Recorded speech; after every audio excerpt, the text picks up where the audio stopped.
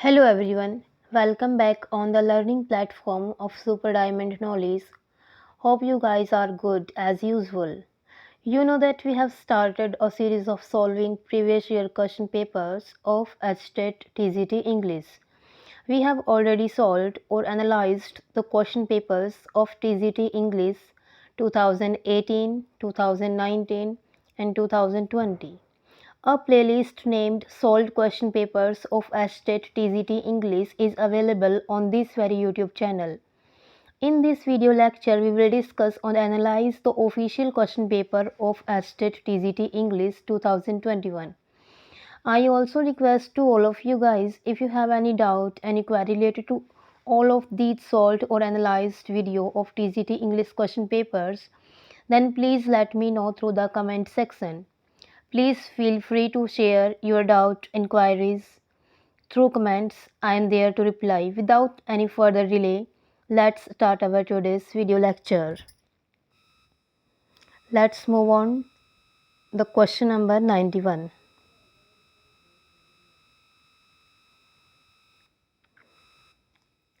Look on the question number 91. It is clearly visible on the screen. Let us read this. The word weird in the story A Gift of Chapels means. जो story है A Gift of Chapels, इसमें जो weird word आया उसका meaning पूछा गया कि उसका मीनिंग क्या होता है. एंड ऑप्शंस आर स्वीट मीठा, मेलिशियस दुर्भावनापूर्ण, ऑर्थोडॉक्स रूढ़िवादी या फिर स्ट्रेंज. जो वियर्ड वर्ड है उसका मीनिंग होता है गाइस स्ट्रेंज. ऑप्शन डी इसका करेक्ट आंसर रहेगा. स्ट्रेंज जैसे विचित्र, अजीब, उसको वियर्ड बोला जाता है. Question number 92. Who is the author of the story three questions. जो ये स्टोरी है थ्री क्वेश्चंस, इसके ऑथर का नाम पूछा गया. इसके ऑथर कौन है? इसके ऑथर है Leo Tolstoy. Option A will be the correct answer to this question. और गाइस ये दोनों क्वेश्चन 6th क्लास की एनसीईआरटी की इंग्लिश की बुक से लिए गए हैं, तो आपको एनसीईआरटी इंग्लिश अच्छे से स्टडी करनी है. Question number 93. Fill in the blank with the correct conjunction. We have to fill the correct conjunction in these two blanks. It is dash useful and dash ornamental. यह useful और ornamental. Weather और का प्रयोग हम तब करते हैं जब हमें कोई चीज़ ऑप्शनल बतानी हो कि या तो ये यूज़फुल है या फिर ornamental है. ornamental का मीनिंग होता है गाइज सजावटी, सजावट का सामान एक प्रकार से. बोथ और का यूज़ हम तब करते हैं जब कोई चीज़ इट इज़ बोथ, ये दोनों है, यूज़फुल भी है और ऑर्नामेंटल भी है. बोथ यानी कि या तो ये है या फिर ये है. नीदर और नोर का मतलब हम यानी कि उस चीज़ को यूज़ कर चुके हैं. It is neither useful nor ornamental. ना ही ये चीज़ यूज़फुल है और ना ही ये ऑर्नामेंटल है. सो गाइज इसका जो करेक्ट आंसर है वो ऑप्शन सी ही है कि ये ना तो यूज़फुल है और ना ही यह ऑर्नामेंटल है. Question number 94. Fill in the blank with the correct phrasal verb. In this blank, we have to fill the correct phrasal verb. The car dash when we were driving through the desert. Broke down, break out, broke off, break in. Question number 94 का correct answer रहेगा option number A. Broke down. Question number 95. Which of the following is spelled correctly? इनमें से किस word की spelling है जो correct है? बाकी तीन स्पेलिंग हमको गलत दी गई हैं और एक स्पेलिंग है जो करेक्ट है. And we have to find it one. Entertainment का मीन गाइज सिंगल टी होता है ना कि डबल टी. नेक्स्ट है एनवायरनमेंट में भी सिंगल ओ आता है ना कि डबल ओ. जक्स्टापोजिशन की स्पेलिंग बिल्कुल सही है, यही होती है. न्यूमरोलॉजी की स्पेलिंग भी बिल्कुल गलत है, इसमें भी सिंगल जी आता है. तो option C will be the correct answer. Question number 96. The story a different kind of school talks about. जो ये स्टोरी है a different kind of school, वो किसके बारे में बताती है? बिलो एवरेज किड्स यानी कि सामान्य बच्चों से जो नीचे स्तर के बच्चे थे उनके बारे में ये डिस्कस करती है. डिफरेंटली एबल्ड, जो बच्चे किसी विशेष तौर पे एबल्ड हैं, डिफरेंटली एबल्ड हैं, उनके बारे में. या फिर मेरिटोरियस किड्स, बहुत ही होनहार बच्चों के बारे में. या नन ऑफ द अबव, या किसी के बारे में भी नहीं. तो जो इसका करेक्ट आंसर रहेगा वो होगा option number B. Differently abled बच्चों के बारे में ये स्टोरी डिस्कस करती हैं, उसके बारे में है, उसका वर्णन करते हैं डिफरेंटली एबल्ड बच्चों का। Question number 97, identify the phonetic symbol of the underlined sound. हमने जो ये अंडरलाइन साउंड है, गन में अ की, कम में भी शॉर्ट अ और लक में भी, इनमें जो साउंड आई है उसको बताने का उसका फोनेटिक सिंबल क्या होगा। उसका फोनेटिक सिंबल होगा guys option number A. Option number A will be the correct answer to this question. ये जो फोनेटिक सिंबल हैं गाइस, आपको एज इट इज़ याद करने पड़ेंगे, इनको लिखना पड़ेगा, लिख के देखना पड़ेगा और इनकी अच्छे से प्रैक्टिस करनी होगी, तभी आपको ये आ पाएंगे। Question number 98, choose the correct antonym of the word benign. जो ये वर्ड है बिनाइन, इसका एंटोनिम हमने बताना है। बिनाइन होता है अच्छी भावना वाला या फिर अच्छा इंसान, तो उसका अपोजिट क्या हो जाएगा, मेलाइन, यानी कि दुर्भावनापूर्ण। तो option number A will be the correct answer to this question. Gentle, ये भी अच्छा आदमी होता है, काइंड, दयालु, माइल्ड, हल्का सा। तो ऑप्शन नंबर ए ही इसका करेक्ट आंसर रहेगा। Question number 99, fill in the blank with the correct modal. इसमें हमने करेक्ट मॉडल फिल करना है। He dash not enter my house again, वह दोबारा मेरे घर में एंटर नहीं करेगा। और आगे लिखा हुआ है कमांड। कमांड में हम जब भी कमांड हो तो वहाँ पे सेल मॉडल का यूज़ होता है। ऑप्शन नंबर ए इसका करेक्ट आंसर रहेगा। मे, माइट, ये पॉसिबिलिटी के लिए, शुड ड्यूटी और ऑब्लिगेशन के लिए। Question number 100, which of the following word is incorrectly formed in plural. इनमें से कौन से वर्ड का जो प्लूरल फॉर्म है वो गलत है। स्कार्व, ये स्कार्फ की प्लूरल फॉर्म है, बिल्कुल सही है। ड्वार्फ्स, ये ड्वार्फ की प्लूरल फॉर्म है, ये भी बिल्कुल सही है। हैंकरचीफ्स, ये भी बिल्कुल सही है। लॉफ्स ये गलत है। इसकी जो करेक्ट प्लूरल फॉर्म होगी वो होगी LOAVES और इसका मीनिंग होता है रोटियाँ, loaves. Option number D will be the correct answer to this question. Question number 101 to 106, एक पोइट्री की लाइन दी हुई है, हमने उसमें से उसको रीड करना है और फिर उनके आंसर पुट करने हैं। A silly young cricket accustomed to sing through the warm. एक बड़ा ही मूर्ख सा झिंगूर होता है। एक्स्टॉम्ड होता है आदी होना, उसको लत लगी हुई एक प्रकार से। टू सिंग गाने की, थ्रू द वार्म गर्मी के सीजन में। Sunny months of the summer and spring, जब भी ये बसंत ऋतु होती है, स्प्रिंग होती है, तब उसको गाने की लत लगी होती है। बिगेन टू कंप्लेन करना स्टार्ट कर देता है, शिकायत करनी शुरू कर देता है। व्हेन ही फाउंड दैट, जब उसको पता लगता है, एट होम घर पे वो देखता है, हिज कबर्ड वाज एम्प्टी, उसका जो कबर्ड है, उसकी जो अलमीरा है, अलमारी है उसकी, वो एम्प्टी है, खाली है वो बिल्कुल। एंड विंटर वाज कम, और सर्दी आ चुकी थी। नॉट अ क्रम्ब होता है भोजन का टुकड़ा या फिर रोटी का टुकड़ा या फिर ब्रेड का टुकड़ा। टू बी फाउंड, जब उसको खाने के लिए कोई भी रोटी का टुकड़ा या फिर भोजन का टुकड़ा नहीं मिलता है तब वो कंप्लेन करता है। On the snow covered ground, जब पूरी ज़मीन स्नो से ढक चुकी है, बर्फ़ से ढक चुकी है, सर्दी आ चुकी है। Not a flower could he see, एक भी फ्लावर्स को दिखाई नहीं दे रहा। आपको पता है गाइस, सर्दी के मौसम में सभी पत्ते झड़ जाते हैं, तो एक भी फूल कैसे बचेगा। Note a leaf on a tree, पेड़ों पर भी एक भी पत्ता नहीं है, एक भी फूल नहीं है। ओह व्हाट विल बिकम, वो कहता है ओह अब क्या होगा। सेज द क्रिकेट कहता है ऑफ मी। अब झिंगूर कहता है जब सर्दी आ चुकी, क्योंकि गर्मी के मौसम में तो वो गाता रहता है, नाचता रहता है, ऐसे अपना टाइम वेस्ट करता रहता है, लेकिन जब सर्दी आती है उसके पास खाने के लिए कुछ भी नहीं बचता, पहनने के लिए कुछ कपड़ा नहीं बचता, रहने के लिए जगह नहीं है उसके पास, तब वो कंप्लेन करता है कि क्या होगा मेरा। वो क्रिकेट कहता है खुद से ही, क्या होगा मेरा। नेक्स्ट देखिएगा, इसके नेक्स्ट लाइन में क्या बोलता है वो। एट लास्ट, अंत में, बाय स्टारवेशन, स्टारवेशन होता है गाइस भूख से मरना। एंड फैमिन, अकाल से मरना। मेड बोल्ड, वो उसको साहसी बना देते हैं। And all dripping with wet, and all trembling with cold, ठंड से कांपते हुए। Away he set off to a miserly aunt, set off होता है गाइस चले जाना, कहीं पे कहीं के लिए निकल जाना। टू अ मिजरली कांट, वो एक कंजूस आंट के पास जाता है, आंट होती है चींटी। टू सी इफ, देखने के लिए। टू कीप हिम अलाइव, उसको जिंदा रखने के लिए। He would grant him shelter from rain, कि जो आंट है उसको शेल्टर देगी, रहने के लिए जगह देगी। And A mouthful of grain, एक थोड़ा बहुत अनाज देगी, ग्रेन होता है अनाज, माउथफुल जिससे कि एक मुंह में आ जाए सिर्फ वो। He wished only to borrow, वो सिर्फ उधार लेने की इच्छा रखता है। वुड रिपे इट टुमारो, और वो कल उसको उधार को वापस कर देगा। इफ़ नॉट, यदि नहीं, he must die of starvation and sorrow, वह उदासी से और भूखमरी से वो मर जाएगा। सो गाइज ये थी पोइम, और जो ये पोइम है वो एसप्स फैबल से कलेक्शन से ली गई है। Let's read it's questions. Question number 101, what does the word crumb mean in the poem? जो वर्ड आया है क्रम्ब, उसका क्या मीनिंग है मैं बता भी चुकी हूँ गाइस आपको इस लाइन में। A small piece of bread, bread का छोटा टुकड़ा। अ लिटिल स्टिक, कोई छोटी छड़ी। अ प्रोटेक्टेड एरिया, कोई सुरक्षित जगह।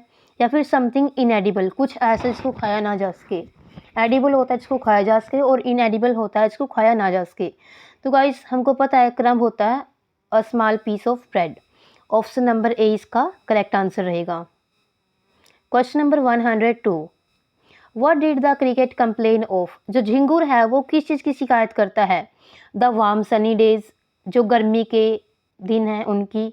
द एम्प्टी कबर्ड्स, जो उसकी अलमारी खाली पड़ी है उसकी। द बोरिंग सराउंडिंग, जो नीरस भरा उसका चारों तरफ का वातावरण है उसको, उसकी कंप्लेन कर रहा है। नॉट एबल टू सिंग, या फिर वो गाने के एबल नहीं रहा, गाने के योग्य नहीं रहा, वो इसकी कंप्लेन कर रहा है। गाइस हमको अच्छे से पता है कि वो जो एम्प्टी कबर्ड्स हैं उनकी कंप्लीट कर रहा है। Option number B will be the correct answer to this question. Question number 103, pick out the word which means severe suffering due to a lack of nutrition. हमने एक वर्ड बताना है जो इस सेंटेंस के लिए अप्रोप्रिएट रहेगा। Severe suffering due to a lack of nutrition, पोषण की कमी की वजह से पीड़ित होना। तो वो क्या होता है? ट्रेम्बलिंग होता है, कांपना। मीजरली कंजूसी। स्टारवेशन, भूख से मरना। या फिर कंप्लेन, शिकायत करना। हमको पता है पोषण की कमी की वजह से जब भी हम सफ़र करने लग जाते हैं तो उसको स्टारवेशन बोलते हैं। ऑप्शन नंबर सी इसका करेक्ट आंसर रहेगा। Question number 104, for what did the cricket go to the ant? Cricket किस चीज़ के लिए आंट के पास जाता है? टू गिव हिम फूड, उसको भोजन दे दे ताकि उसके लिए जाता है। To give flowers and leaf on trees, कि वो पेड़ों पर फूल और पत्ते दे दे। To protect himself from sun, कि वो सूर्य से उसको बचा सके। या फिर shelter from rain and mouthful of grain, कि बारिश से उसको वो शेल्टर दे दे। शेल्टर यानी कि आश्रय, रहने के लिए जगह।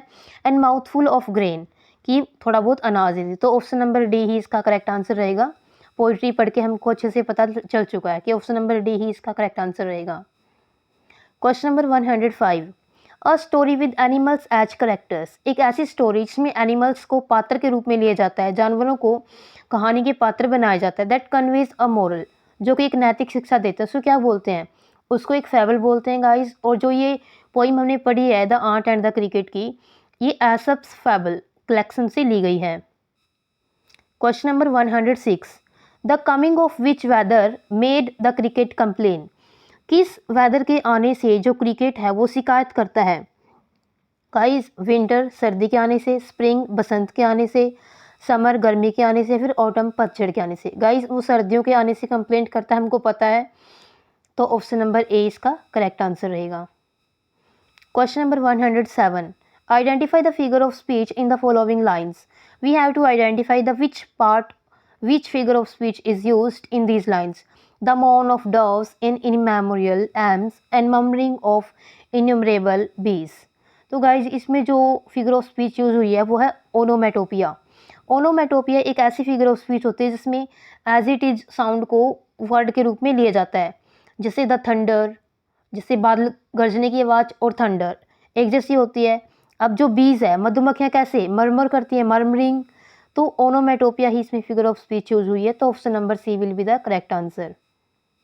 Question number 108, how old was Evelyn when she went to the Royal Academy of Music? Evelyn कितने साल की थी जब वो रॉयल अकेडमी ऑफ म्यूजिक में गई थी? She was of 17 years. Option number A will be the correct answer. Question number 109, fill in the blank with the correct article. इसमें हमने करेक्ट आर्टिकल फिल करनी है। I went to dash church to see the golden statue of Jesus Christ. तो जब भी A for singular चीज़, an भी singular चीज़ों के लिए यूज़ होता है, बट ए तब यूज़ करते हैं जब कॉन्सोनेंट साउंड आ रही हो, और एन तब यूज़ करते हैं जब वोवल साउंड आ रही हो। और जो द डेफिनेट आर्टिकल है उसका प्रयोग हम तब करते हैं जब हम कोई सी डेफिनेट चीज़ के बारे में बात करें। तो हम यहाँ पे डेफिनेट चीज़, द चर्च डेफिनेट चीज़ पे और डेफिनेट जगह पे जा रहे हैं, तो द का प्रयोग करेंगे। ऑप्शन नंबर ए इसका करेक्ट आंसर रहेगा। Question number 110, identify the poet of the poem vocation from the choices given below. जो ये पोइम है वोकेशन, वो किसकी लिखी हुई है?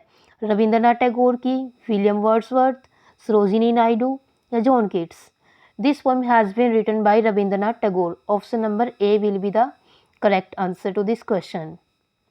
Question number 111, match the phrases in column A with their meaning in column B. जो ये फ्रेजेस दी गई हैं, इनको हमने कॉलम ए वाली फ्रेजेस को कॉलम बी से मिलाना है। Broke out, in accordance with, a helping hand, could not stomach. अगर गाइस जैसे क्वेश्चन हमको ना भी आए, अगर हमको सिर्फ एक ही क्वेश्चन का आंसर आता हो तो हम उस चीज़ को आसानी से फाइंड आउट कर सकते हैं। अब गाइस जैसे देखिए, a helping hand, helping hand क्या होता है? जो सहायता करता है, एडजस्ट करता है एक प्रकार से जो किसी को। अब हेल्पिंग हैंड कहाँ पे है? सी वाले के, सी का जो है वो थर्ड के सी आंसर रहेगा। Could not stomach, could not stomach यानी कि कुछ जिसको हम पचा नहीं सकते, हजम नहीं कर सकते, सहन नहीं कर सकते, तो फोर्थ का ए। अब देखिए फोर्थ का ए किस में है? देखिए गाइस फोर्थ का ए किस में है? फोर्थ का A by chance option number A में ही है। Broke out, begin suddenly in a violent way, एकदम से वियोलेंट तरीके से आ जाना, शुरू कर देना कुछ काम। In accordance with, according to a particular rule और पर्टिकुलर सिस्टम, सेकंड का डी, थर्ड का सी एंड फोर्थ का ए।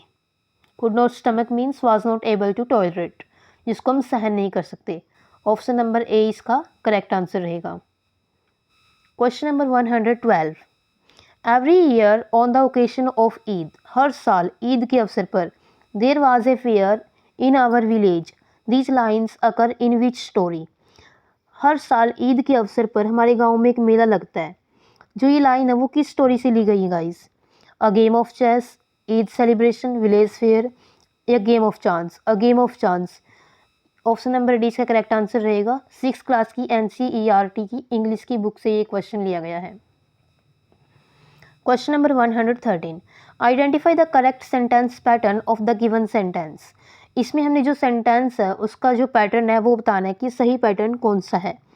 दे इलेक्टेड हिम चेयरमैन, जो दे है इसमें सब्जेक्ट है plus elected, elected form of verb है, हिम ऑब्जेक्ट है प्लस चेयरमैन ये कॉम्प्लीमेंट है। SVOC, SVOC है हमको पता ऑप्शन नंबर ए में गिवन है, तो ऑप्शन नंबर ए ही हमारा करेक्ट आंसर रहेगा।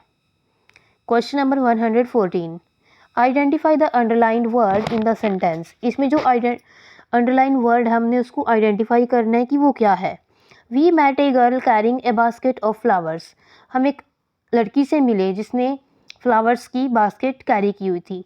अब गाइस इसमें देखिए इसका जो आंसर है वो बी है, पार्टिसिपल। क्वेश्चन नंबर 114 का बी आंसर है पार्टिसिपल। पार्टिसिपल वो होते हैं जो किसी वर्ब और एडजेक्टिव दोनों की ही विशेषता रखते हैं, दोनों के ही उनमें गुण होते हैं। अब जो कैरिंग है इसमें वर्ब के रूप में भी है और ये एक प्रकार से एडजेक्टिव भी है, तो ये पार्टिसिपल है। इसमें ओनली वर्ब की थर्ड फॉर्म भी आ सकती है, हैव प्लस थर्ड फॉर्म भी इसके अंदर आ सकती है। जीरेंट, पार्टिसिपल और टू फाइनाइट्स, इनफाइनाइट्स, इसके लिए हम एक सेपरेट वीडियो में डिस्कस करेंगे। This is also an important topic of English grammar. Question number 115, fill in the blank with the correct option. हमने करेक्ट ऑप्शन फिल करना है इस ब्लैंक में।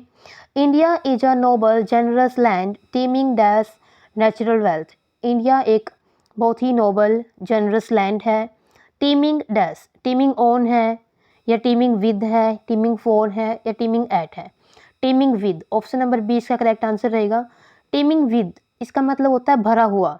जो भारत है विनम्र और उदार भूमि है जो कि प्राकृतिक धन संपदा से भरी है। क्वेश्चन नंबर 115 का option number B correct answer रहेगा। क्वेश्चन नंबर 116 देखिए guys, identify the underline part of speech in the following sentence. इस सेंटेंस में जो अंडरलाइन वर्ड है उसको बताना है कि वो क्या है। The moral law is above the civil, ये एडवर्ब है, प्रेपोजिशन है, नाउन है या एडजेक्टिव है? गाइस ये प्रेपोजिशन है, तो ऑप्शन नंबर बी इसका करेक्ट आंसर रहेगा। Question number 117, the magistrate was a man with a kindly nature. Magistrate एक ऐसा आदमी है जिसका नेचर काइंडली है। आइडेंटिफाई द अंडरलाइंड फ्रेज, हमने इस फ्रेज को बताना है जो ये है। ये नाउन फ्रेज है, एडवर्ब फ्रेज है, एडजेक्टिव फ्रेज है या पार्टिसिपल फ्रेज है। गाइज अब जो ये है with A kindly nature, kindly nature है उसका, तो एक प्रकार से उसकी विशेषता बता रहा है ये। तो ऑप्शन नंबर सी इसका करेक्ट आंसर रहेगा, adjective phrase. Question number 118, identify the phonetic symbol of the underline sound. हमने जो ये अंडरलाइन साउंड है, थिन में थ की, मेथड में भी थ की और ऑथर में भी थ की, तो उसका जो करेक्ट फोनेटिक सिंबल है वो क्या होगा? ऑप्शन नंबर ए इसका करेक्ट आंसर रहेगा। थ को हम ऐसे लिखते हैं फोनेटिकली, सिंबल उसका अगर पूछा जाए तो ऐसे रिप्रेजेंट करते हैं थ को। तो ऑप्शन नंबर ए इसका करेक्ट आंसर रहेगा। Question number 119, where was Kalpana Chawla born. Kalpana Chawla का जन्म कहाँ हुआ था? करनाल, सोनीपत, अंबाला और Gurugram.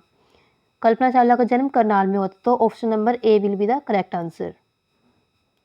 Question number 120, choose the correct option of the underlined modal. We should go on a holiday, हमें एक हॉलीडे पर जाना चाहिए। ये क्या है? एक प्रकार से सजेशन है, परमिशन है, एबिलिटी है या नेसेसिटी है? गाइस ये सजेशन है, बोलने से ही पता चल रहा है। हम इसमें परमिशन नहीं मांग रहे, ये किसी की एबिलिटी को शो नहीं कर रहा, ना ही ये किसी की आवश्यकता को शो कर रहा, तो ये सजेशन है। ऑप्शन नंबर ए इसका करेक्ट आंसर रहेगा। Question number 121, name the poem that talks about making choices and the choices that shapes us. ऐसी पोइम का नाम बताइए जिसमें चॉइसेस बनाने के बारे में है और वो चॉइसेस हमको एक प्रकार से शेप देती हैं। The road not taken, wind, the lake isle of Innisfree, rain on the roof. तो गाइज जो हमको चॉइसेस दी गई हैं, the road not taken, option number A इसका करेक्ट आंसर रहेगा। Question number 122, fill in the blank with the correct determiner. We have to fill the correct determiner in the given blank. I have quite dash books on art. अब guys हम पहले ही बता चुके हैं कि जो little word है वो अनकाउंटेबल थिंग्स के लिए यूज़ करते हैं। फ्यू, अ फ्यू और द फ्यू हम काउंटेबल चीज़ों के लिए। द ये एक आर्टिकल है, दिस यह है। I have quite a few, तो इसमें क्या आएगा? ऑप्शन नंबर बी इसका करेक्ट आंसर रहेगा। I have quite a few books on art. Little इसके अंदर हम नहीं लगा सकते क्योंकि लिटिल तो अनकाउंटेबल चीज़ों के लिए होता है और बुक्स तो काउंटेबल नाउन है। Question number 123, let us read this. Convert the following positive sentence into comparative sentence. This knife is not as sharp as that one. ये नाइफ इतना शार्प नहीं जितना कि ये वाला है। This knife is sharper than that one, बिल्कुल सही है। दिस नाइफ इज शार्पर, ये है कंपेरेटिव बना हुआ है बट इसके अंदर दूसरे की बात नहीं हुई। This knife is the sharpest of all, इसमें सुपरलेटिव डिग्री आ गई। This knife is more sharper. अब गाइस यहाँ पर देखिए कंपेरेटिव डिग्री गलत यूज हुई है, मोर शार्पर नहीं होता, या तो सिर्फ शार्पर होगा या फिर मोर शार्प होगा, तो इस प्रकार से ये गलत है। ऑप्शन नंबर ए इसका करेक्ट आंसर रहेगा।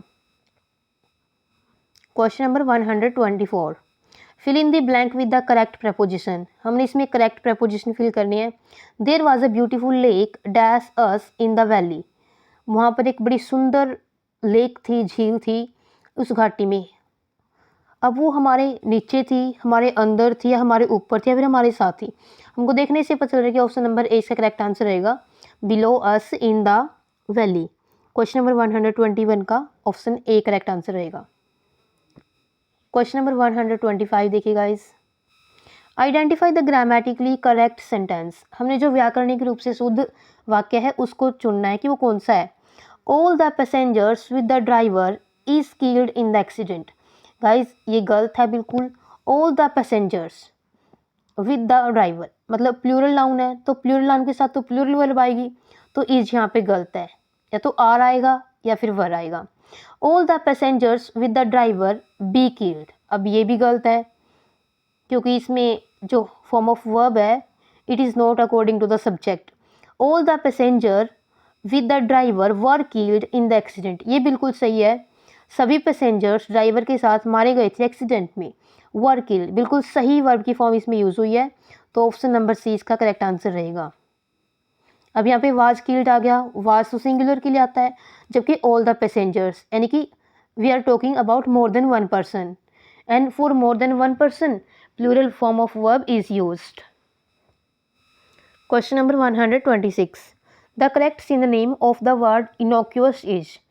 Innocuous होता है गाइज जो जिससे कोई नुकसान ना हो, जो अहानिकर हो. Innocuous यानी कि डेंजरस. हार्मलेस जो नुकसान नहीं देता किसी प्रकार से, और यही इसका सिनोनिम है. ऑप्शन नंबर बी इसका करेक्ट आंसर रहेगा. टॉक्सिक जहरीला होता है और हार्मफुल नुकसानदायक होता है. Innocuous this is also dangerous, but harmless. Harmless है जो इसका इनोकुअस का सिनोनिम है. Question number 127. My childhood is an extract from. जो ये माई चाइल्डहुड एक्सट्रैक्ट है वो कहाँ से लिया गया है? ये भी NCERT से लिया गया है चैप्टर वाइज. माई फैमिली से, the solar system, my ambition या wings of fire. This extract has been taken from the book wings of fire. Option number D इसका करेक्ट आंसर रहेगा. और गाइस ये बुक है जो डॉक्टर APJ अब्दुल कलाम के द्वारा लिखी गई है. उनकी आत्मकथा है, एक प्रकार से उनकी ऑटोबायोग्राफी है ये. Question number 128. What does the phrase hue and cry mean. जो ये फ्रेज है ह्यू एंड क्राई, इसका क्या मतलब होता है? टू बी काइंड दयालु होना, टू हिट समवन किसी को मारना, एंग्री प्रोटेस्ट गुस्से में विद्रोह करना, या वेलकम जेस्चर ये स्वागत करने वाला कोई इशारा है. तो गाइस जो इसका करेक्ट आंसर है वो option number C. This is angry protest. Hue and cry. Hue and cry means angry protest, गुस्से में विद्रोह करना. Question number 129. What did the writer find in the secret drawer in the story The Best Christmas Present in the World? जो ये story है the best Christmas present in the world 8th class की NCERT की English की book से ली गई है. और इसमें गाइज सीक्रेट ड्रॉर में राइटर को क्या मिलता है? और नेकलेस हार मिलता है, जिम्स लास्ट लेटर जिम का आखिरी पत्र मिलता है, जिम्स ऑटोबायोग्राफी मिलती है, फिर अ पेन मिलता है. तो गाइज हमको पता है उसको जिम का आखिरी पत्र मिलता है, Jim's last letter. Option number B will be the correct answer. Question number 130. The story a visit to Cambridge is a meeting between. जो ये स्टोरी है अ विजिट टू कैम्ब्रिज, ये भी 8th क्लास की NCERT की बुक से है. जो ये स्टोरी है अ विजिट टू कैम्ब्रिज वो किस किस के मीटिंग के बारे में है? Firdaus Kanga and Isaac Newton, Stephen Hawking and Marie Curie, Stephen Hawking and Firdaus Kanga, Henry James and William Chung. तो गाइस इसका जो करेक्ट आंसर है वो है option number C, Stephen Hawking and Firdaus Kanga. Question number 131. Taro in the story Taro's reward. जो Taro है तारोस reward story में वो क्या है? वुड कटर है, लकड़ी काटने वाला है, पेंटर है, या मैजिशियन यानी कि जादूगर है, गेट कीपर है, या फिर जो गेट पे खड़ा रहता है पहरेदार वो है. तो गाइस हमको पता है वो वुड कटर है. ऑप्शन नंबर ए इसका करेक्ट आंसर रहेगा. Question number 132. The antonym of the word Triumph is. जो ये वर्ड है ट्रायम्फ उसका एंटोनिम यानी कि हमने उसका अपोजिट मीनिंग वाला वर्ड बताना है. ट्रायम्फ का मीनिंग होता है गाइस एक प्रकार से विक्ट्री, जीत. जीत. अब गाइस देखिए सक्सेस ये भी एक प्रकार से इसका सिनोनिम है. कॉन्क्वेस्ट विजय ये भी इसका सिनोनिम है. विन जीतना ये भी इसका सिनोनिम है. बट डिफीट, डिफीट होता है गाइस हारना. तो जो ये है ये इसका एंटोनिम है और हमको यही बताना था. ऑप्शन नंबर डी इसका करेक्ट आंसर रहेगा, डिफीट. क्वेश्चन नंबर 133 देखिए guys. Match the words and phrases in column A and column B. हमने जो कॉलम ए में जो फ्रेजेस हैं वर्ड हैं उनको फ्रेजेस से मैच करना है. होम सीक, घैसली, ग्रेजुअली, पेनफुली. अब गाइस हमको किसी एक या दो का मीनिंग पता तो हम आसानी से इस प्रकार के क्वेश्चंस को आंसर कर सकते हैं. होम सीक होता है गाइस एक प्रकार से जो बिल्कुल घर में रहना पसंद करता है, फिर जिसको घर ही पसंद है, वांटिंग टू बी होम. अब दी गाइस फर्स्ट का सी आ गया आंसर. ग्रेजुअली होता है बिल्कुल धीरे धीरे क्रमिक रूप से, थर्ड का डी आ गया, स्लोली. पेनफुली होता है गाइस दर्द से, इन पेन, फोर्थ का बी आ गया. और घैसली होता है डरावना, तो टेरिबल आ गया. अब फर्स्ट का सी देखिए गाइस किस में है? ऑप्शन नंबर ए में ही है. फर्स्ट का, सेकंड का C guys. Let's read this question.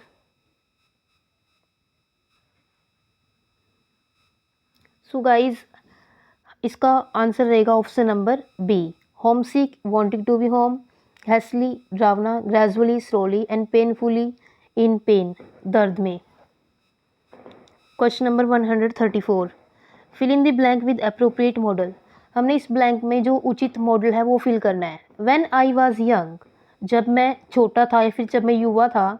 I dash climb any tree in the forest, past ability, जंगल में कोई भी पेड़ होता था मैं उस पर चढ़ पाता था। पास्ट एबिलिटी हमने इसमें शो करनी है। कुड आएगा, कैन, माइट या मे।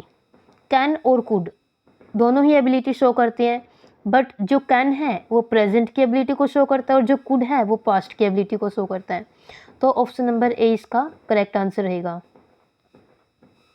Question number 135, fill in the blank with the correct option. हमने करेक्ट ऑप्शन फिल करना है। The report must be read dash so that the performance can be improved. Report को बिल्कुल ध्यान से पढ़ा जाना चाहिए ताकि जो परफॉर्मेंस है वो इम्प्रूव हो सके। सोरोफुली होता है उदासीपूर्ण ढंग से, ओफुली बिल्कुल भद्दे तरीके से, मिस्चीवियसली शरारती पूर्ण ढंग से, या केयरफुली पूरे ध्यान से। ऑप्शन नंबर डी इसका करेक्ट आंसर रहेगा। क्वेश्चन नंबर 136 देखिए guys, why does Jody want to bring the fawn home. Jody, this is Jody's fawn. ये चैप्टर ये भी 8th क्लास की एनसीईआरटी की इंग्लिश की बुक से है गाइस।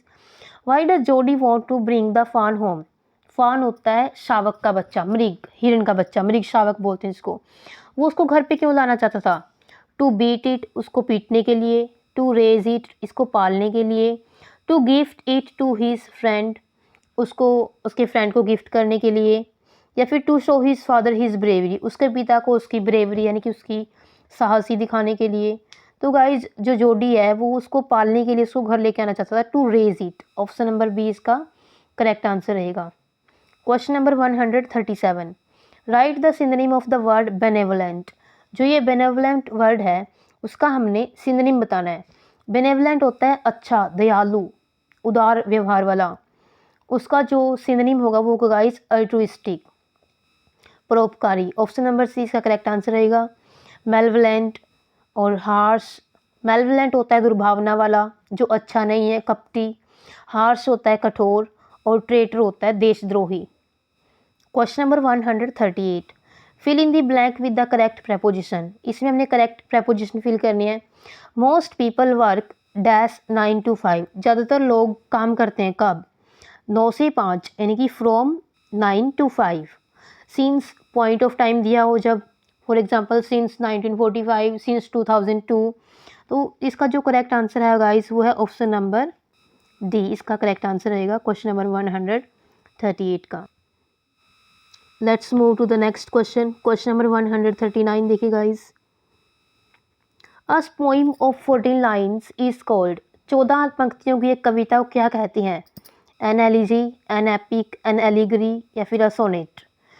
एलिजी होता है गाइज किसी की भी डेथ के ऊपर जो शोक गीत होता है, लेमेंटेशन का सॉन्ग होता है, उसको एलिजी बोलते हैं। एपिक एक महाकाव्य होता है, बहुत बड़ी पोइम होती है एक प्रकार से। एलिगरी उपमा होती है। सोनेट होती है गाइज जो 14 लाइन की पोइम होती है उसको हम सोनेट बोलते हैं। ऑप्शन नंबर डी इसका करेक्ट आंसर रहेगा। क्वेश्चन नंबर 140 देखिए guys, the bicycle goes easily enough in the morning. जो साइकिल है वो सुबह तो मॉर्निंग में तो बिल्कुल आसानी से चली गई। And a little stuffy after lunch, लेकिन लंच के बाद वो कुछ मुश्किल से चलानी हो गई। द रिमार्क इज, जो ये रिमार्क है वो कैसा है, ह्यूमिलिएटिंग है, ह्यूमरस है, सार्केस्टिक है, या फिर पिंचिंग है। गाइज ये ह्यूमरस है, हास्यपूर्ण है ये। ऑप्शन नंबर बी इसका करेक्ट आंसर रहेगा। Question number 141, fill in the blank with the correct option. Correct option से हमने इस ब्लैंक को फिल करना है। Thieves broke dash my house, चोर मेरे घर के अंदर आ गई। तो इसका जो करेक्ट आंसर रहेगा गाइस वो होगा option number 1 in 2। Option number A इसका करेक्ट आंसर रहेगा। क्वेश्चन नंबर 142 देखिए guys, put the verb in the correct form. हमने correct form of verb fill करनी है। It dash since early morning, सुबह से बारिश हो रही है, यानी कि काम अभी भी चल रहा है और सुबह से स्टार्ट हुई है। सिंस पॉइंट ऑफ टाइम बताया गया, सिंस अर्ली मॉर्निंग, तो यहाँ पर प्रेजेंट परफेक्ट टेंस यूज हो क्योंकि काम अभी भी चल रहा है। इट हैज़ बीन रेनिंग, तो यहाँ पे हैज़ बीन रेनिंग आएगा।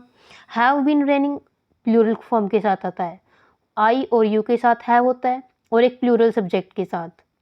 हैड रेन्ड ये पास्ट परफेक्ट में होता है। इज़ बीन रेनिंग ये परफेक्ट कॉन्टिन्यूस की पहचान है। Has been raining option number A इसका करेक्ट आंसर रहेगा। Question number 143 complete the blank phrase with a suitable word. हमने इस फ्रेज को कंप्लीट करना है एक सूटेबल वर्ड के साथ। अ डैश ऑफ शिप्स जहाज़ों का एक क्या, फ्लीट बेड़ा, बंडल गुच्छा, पैक यानी कि पैक, हर्ड यानी कि झुंड। तो जो इसका करेक्ट आंसर होगा वो होगा guys fleet, a fleet of ship जहाज़ों का एक बेड़ा। ऑप्शन नंबर ए इसका सही आंसर रहेगा। Question number 144 which of the following is not a collective noun. इनमें से कौन सा एक कलेक्टिव नाउन नहीं है। फ्लीट जहाज़ों का बेड़ा, इसको हिंदी में बेड़ा बोलते हैं, जहाज़ों का बेड़ा, उसमें कई सारे जहाज होते हैं तो ये भी एक कलेक्टिव नाउन है। क्राउड भीड़, ये भी बहुत सारे लोग होते हैं भीड़ में। आर्मी यानी कि सेना, सेना में बहुत सारे फौजी होते हैं या फिर सैनिक होते हैं। चाइल्डहुड, चाइल्डहुड होता है बचपन और ये एक एब्स्ट्रैक्ट नाउन का एग्जाम्पल है। तो ऑप्शन नंबर डी इसका करेक्ट आंसर रहेगा। हमको वही पूछा गया है इनमें से कौन सा कलेक्टिव नाउन का एग्जाम्पल नहीं है, तो ऑप्शन नंबर डी इसका करेक्ट आंसर रहेगा। Question number 145 name the writer of the story the banyan tree. जो स्टोरी है द बनियन ट्री उसका हमने राइटर का नाम बताना है। विलियम जेम्स, एना हैथवे, ईवी ल्यूकास या Ruskin bond. Option number D इसका करेक्ट आंसर रहेगा। द बनियन ट्री 145 का option number D correct answer रहेगा। रस्किन बॉन्ड के द्वारा लिखी गई ये स्टोरी है। Question number 146 transform the following into a negative sentence. हमने इसको नेगेटिव सेंटेंस में कन्वर्ट करना है। Only a fool could have done it, nobody other than a fool will do it, ये तो पॉजिटिव ही हो गया कि कर लेगा वो। None but a fool could have done it, कोई नहीं बट एक फूल कर लेगा, लेकिन यहाँ पे कोई नहीं आ गया ना तो ये नेगेटिव बन गया, तो ऑप्शन नंबर बी इसका करेक्ट आंसर रहेगा। Question number 147 early man was frightened of what in the chapter fire friends and foe. जो शुरुआती आदमी था वो किसी से डरता था। जो ये चैप्टर है fire friend and foe 7th class की इंग्लिश की एनसीईआरटी बुक से चैप्टर है। जो शुरुआती में आदिवासी लोग होते थे वो किस चीज़ से डरते थे। लाइटनिंग से डरते थे, फायर से डरते थे, रेन एंड थंडरस्टॉर्म से डरते थे या फिर एनिमल से। लाइटनिंग एंड वोल्केनोज, लाइटनिंग होता है बिजली कड़कने की आवाज़ और वोल्केनोज होते हैं ज्वालामुखी, इनसे डरते थे या फिर आग से डरते थे। रेन एंड थंडरस्टॉर्म बारिश या फिर बादल गरजने की आवाज़, इससे डरते थे या फिर एनिमल्स से। गाइस जो इसका करेक्ट आंसर रहेगा वो होगा ऑप्शन नंबर बी, फायर से वो लोग डरते थे। Question number 148 choose the sentence which is grammatically correct. इनमें से हमने वो सेंटेंस बताना है जो कि ग्रामेटिकली करेक्ट है। Between you and me mister Sharma is not to be trusted. Between you and I mister Sharma is not to be trusted. Between I and me ये तो बिल्कुल ही गलत हो गया, मैं और मुझे। बिटवीन यू एंड यू तुम में और तुम में, ये भी बिल्कुल ही गलत हो गया। तो गाइस जो करेक्ट आंसर रहेगा वो होगा option number A, between you and me mister Sharma is not to be trusted.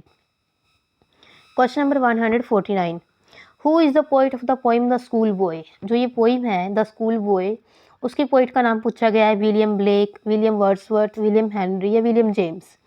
Guys इसकी जो पोइम है वो है William Blake. Option number A इसका करेक्ट आंसर रहेगा। Question number 150 which of the following is spelled correctly. इनमें से किसकी स्पेलिंग करेक्ट है। गाइस इसकी स्पेलिंग करेक्ट है वो है ऑप्शन नंबर सी, कोलोशियर, ये विशेषज्ञ होता है। तो गाइस ये था 2021 का ऑफिशियल क्वेश्चन पेपर जो हमने डिस्कस किया। And in the upcoming video lectures we will discuss the question paper of state TGT English December 2022. Hope you guys like the video. If you like the video then please like and share and don't forget to subscribe our YouTube channel and press the bell icon also. Bye bye, take care, meet you in the next interesting video.